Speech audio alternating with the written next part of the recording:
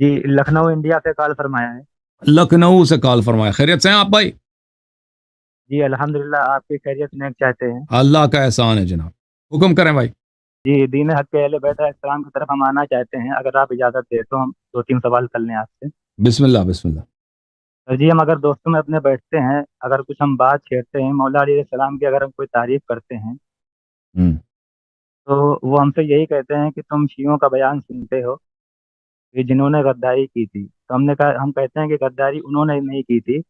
مولا حسین علیہ السلام نے کہا تھا کہ میں تم میں وہ چہرے دیکھ رہا ہوں جنہوں نے جو ہے دوش نبی پہ مجھے سوار دیکھا تھا اور حسین و منی کی حدیث سنی تھی، تو کہتے جی جی، نہیں کہ انہوں نے کوفہ میں دھوکہ دیا تھا۔ تو سر جی اس مسئلے پہ ہمارے پاس میں کوئی جواب نہیں رہتا، معذرت چاہتے ہیں اگر آپ کو کوئی یہ بات لگی ہماری سچی۔ تو کوفہ والوں نے دیا ہے نا بھائی، اس میں کیا فرق پڑتا ہے؟ اس میں ہمارا کیا قصور ہے؟ نہیں، کہتے ہیں کہ یہ شیعان علی میں سے تھے وہاں پہ، تو اس میں سے ایک علامہ آصف رضا الوی صاحب ہیں، تو وہ بیان کر رہے تھے، تو انہوں نے کہا تھا صرف ایک بوڑھی عورت نے جو ہے جناب مسلم بن عقیل علیہ السلام کے لیے دروازہ کھولا تھا، باقی سب کے دروازے بند تھے۔ ہوں دیکھیں، یہ جو تاریخ میں لکھا گیا کہ اہل عراق شیعہ تھے، وہ اس معنی میں شیعہ نہیں تھے کہ وہ اہل بیت علیہم الصلاۃ والسلام کو بالنص امام مانتے تھے۔ وہ شیعہ اس لیے کہلاتے تھے کہ وہ عثمان کے مخالف تھے، بنی امیہ کے مخالف تھے۔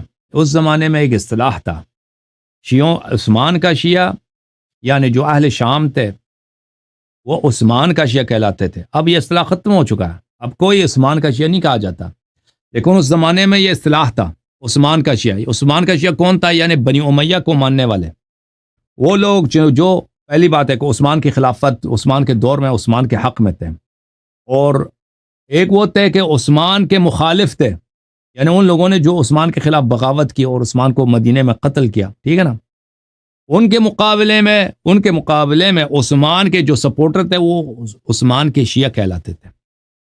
یہی لوگ جنہوں نے عثمان کو قتل کیا، ان لوگوں کے ایک بڑی تعداد نے، اور جن لوگوں نے عثمان کو قتل نہیں کیا ان کے ایک بڑی تعداد نے امیر المؤمنین علی علیہ السلام سے بیعت کی ان لوگوں نے بعد میں، ٹھیک ہے نا۔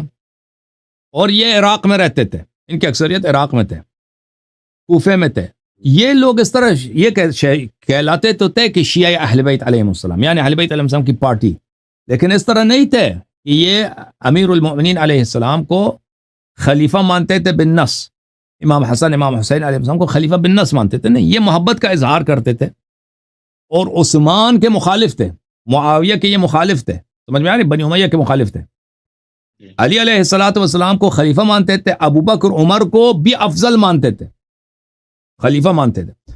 تو ان لوگوں کو اس زمانے میں شیعہ کہا جاتا تھا، اور ان لوگوں نے غداری کی امام حسین علیہ السلام سے۔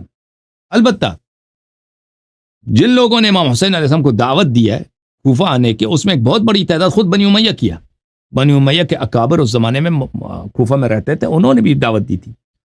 تو بنی امیہ نے بھی دعوت دیا، کوفے والوں نے بھی دعوت دی ہے، کوفے والوں میں ایک بہت بڑی تعداد ہے ان لوگوں کی، اکثریت انہی کی ہے جو شیعہ کہلاتے تھے۔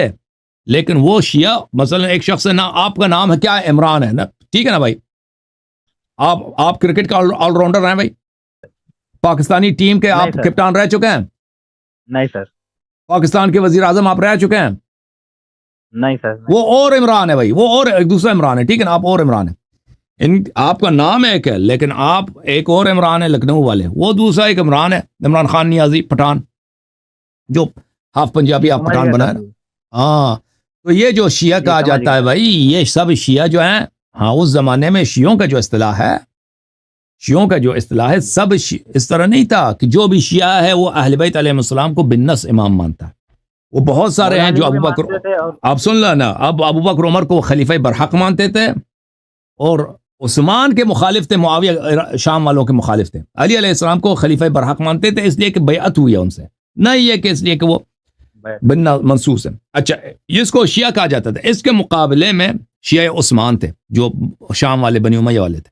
اچھا، اب ایک اور بھی کیٹیگوری ہے، ان کو بھی شیعہ کہا جاتا تھا اس زمانے میں، وہ تھے جو اہل بیت علیہ السلام کو بالنص امام مانتے تھے، ٹھیک ہے نا، وہ خواص شیعہ تھے، وہ بہت قلیل تعداد میں تھے، وہ لوگ کم تھے، جو ہماری طرح اہل بیت علیہ السلام کو امام مانتے ہیں، معصوم مانتے ہیں، رسول پاک صلی اللہ علیہ وسلم کو جانشین مانتے ہیں، اور ابو بکر عمر کو غاصب مانتے تھے وہ کم تھے. ان لوگوں نے غداری نہیں کیا. غداری کن لوگوں نے کیا؟ عراق والے جو در حقیقت عمری تھے، اہل سنت تھے اور شیعہ کہلاتے تھے. ایک اصطلاح صرف ایک اصطلاح کے طور پر. ملاحظہ فرمائیے، میں آپ کی خدمت میں کچھ دلائل پیش کرتا ہوں. یہ کتاب ہے تہذیب التہذیب للحافظ ابن حجر العسقلانی، جزء اول، چاپ حیدرآباد دکن سنہ 1325 میں حیدرآباد دکن میں چھپی ہے. یہاں پر جلد نمبر 1 صفحہ نمبر 94 میں فرماتے ہیں فالتشیع فی عرف المتقدمین هو اعتقاد تفضیل علی علی عثمان وأن علی علیہ السلام كان مصیبا فی حروبه وإن مخالفه مخطئ مع تقدیم الشیخین وتفضیلهما. تشیع متقدمین کے عرف میں یہ تھا کہ عثمان علی علیہ السلام عثمان سے بہتر ہیں اور علی علیہ السلام اپنے جنگوں میں حق پہ تھے اور ان کے مخالف خطا پر تھے، یعنی معاویہ وغیرہ خطا پر تھے. مع تقدیم الشیخین وتفضیلہما، شیخین حق پر ہیں، ان کی خلافت بھی صحیح ہے. ٹھیک ہے نا. تو یہ تشیع جو ہے ایک کیا ہے، ایک مشترک اسم، اشتراک اسمی ہے. جیسے آپ کا نام عمران ہے، ٹھیک ہے نا، آپ پاکستان کے وزیر، آپ پاکستانی ہی نہیں، آپ ہندوستانی ہیں. آپ کہاں اور دوسرا عمران کہاں، ٹھیک ہے نا، اس طرح. ٹھیک ہے. سر جی ہم حافظ قرآن ہیں. ہم نے دیوبندی مدرسے سے جو ہے فراغت کی تھی، لیکن ہم نے دور نہیں کیا تھا. کچھ ایسے حالات آ گئے تھے کیونکہ ہمارے ماں باپ بھی نہیں ہیں اور پھر کچھ پریشانیاں آ گئی تھی تو ہم جو ہے کچھ بگڑ بھی گئے سر جی. ہم نے دہرانا بھول گئے تھے. تو دراصل ہمیں اس وقت قرآن شریف یاد بھی نہیں ہے اور ہمارے میں عالم لوگ کہتے ہیں کہ جو قرآن شریف یاد کر کے بھول جاتا ہے تو قیامت کے دن وہ اندھا اٹھایا جائے گا یا خنزیر کی شکل میں اٹھایا جائے گا. تو اس حوالے سے سر جی اگر اہل بیت علیہ السلام کے احادیث میں میں نے یہ نہیں دیکھا کہ اندھا یا بہرا ہو جائے، یہ ندامت ہوگی. اہل بیت علیہ السلام کے احادیث میں ہے کہ اس کو پشیمانی ہوگی، ندامت ہوگی، حسرت ہوگا جو قرآن بھول چکا ہے. ٹھیک ہے نا.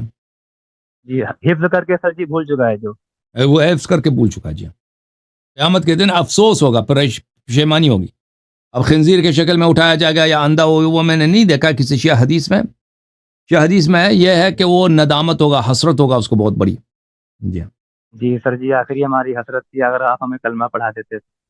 بسم اللہ الرحمن الرحیم. بسم اللہ الرحمن الرحیم. اشہد ان لا الہ الا اللہ اشہد ان لا الہ الا اللہ واشہد ان محمدا عبدہ ورسولہ واشہد ان محمدا عبدہ ورسولہ واشہد ان علیا امیر المؤمنین واشہد ان علیا امیر المومنین وامام المتقین وامام المتقین خلیفۃ اللہ خلیفۃ اللہ وخلیفۃ رسولہ وخلیفۃ رسولہ ووصیہ بلا فصل ووصیہ بلا فصل واشہد ان فاطمۃ الزہراء واشہد ان فاطمۃ الزہراء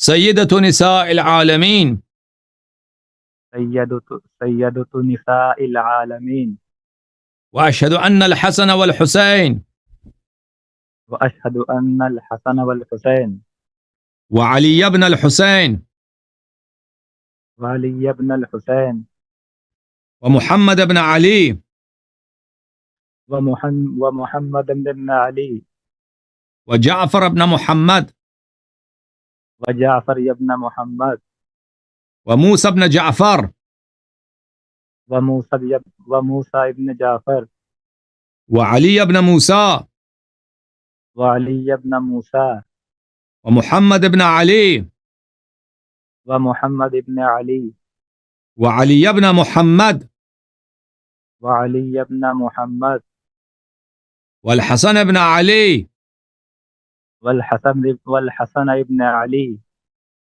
والإمام المهدي والإمام المهدي ابن الحسن الزكي ابن الحسن الزكي حجج الله حجج الله وخلفاء الله وخلفاء الله وخلفاء رسوله وخلفاء رسوله وأوصياؤه وأوصياؤه وأئمة الهدى وأئمة الهدى بهم أتولى بهم أتولى ومن أعدائهم أتبرأ.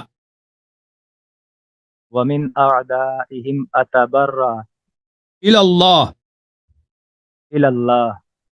آج سے میں 14 معصومین علیہم السلام کا آج سے میں 14 معصومین علیہ الصلاۃ والسلام کا 12 ائمہ علیہم السلام کا 12 ائمہ علیہم السلام کا پنجتن پاک علیہم السلام کا پنجتن پاک علیہم السلام کا محمد و آل محمد علیہم السلام کا محمد و آل محمد علیہم السلام کا علی و آل علی علیہم السلام کا علی و آل علیہم السلام کا غلام ابن غلام ابن غلام ہوں.